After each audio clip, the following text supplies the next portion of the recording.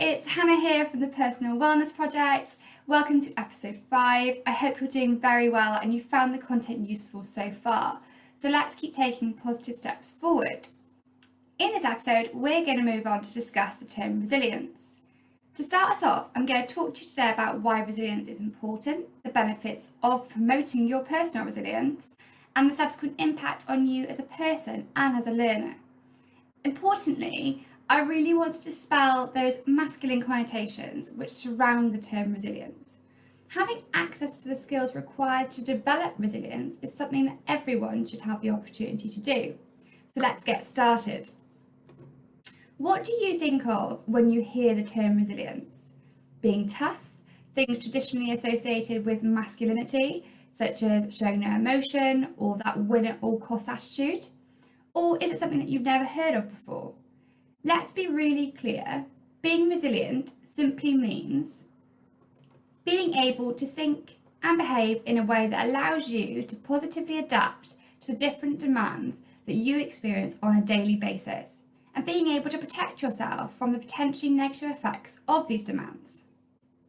If we break this definition down, we can see that being resilient is a really positive thing, as it refers to our ability to understand, cope with, manage and potentially grow from difficult situations. It's all about the promotion of personal assets.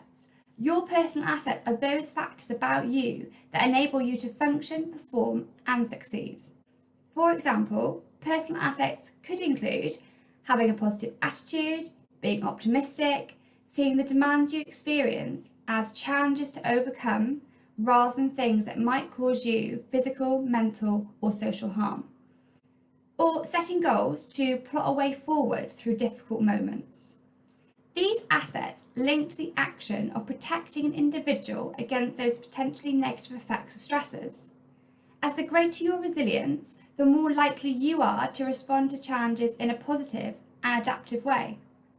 So being resilient is not necessarily something you have, but it's more associated with how you think and then how you act. So, why should you be interested in promoting your resilience?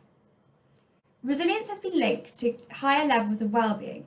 So, if we promote our resilience, we are more likely to have greater levels of, and importantly, more stable well-being, which we know is what we aim for. Importantly, as a learner, greater resilience is linked to improved academic outcomes, such as your level of engagement or whether you pass a module.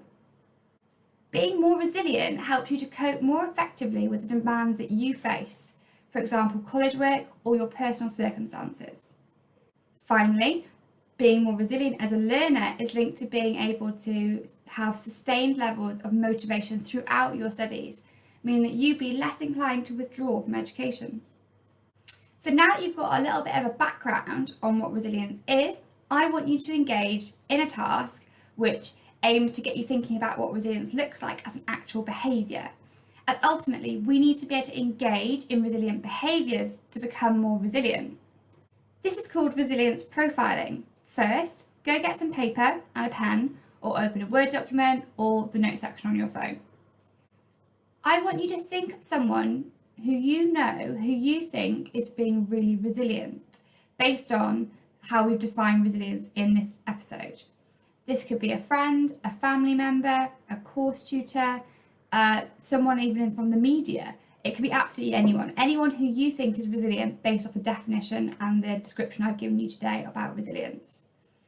Now, once you've got this resilient person in mind, note that name down on your paper. What is it about this person that makes them resilient? Try and label the characteristics or the behaviours that makes this person resilient. Think about the following to help you. Think about how they respond in difficult situations. What is their general outlook like on life?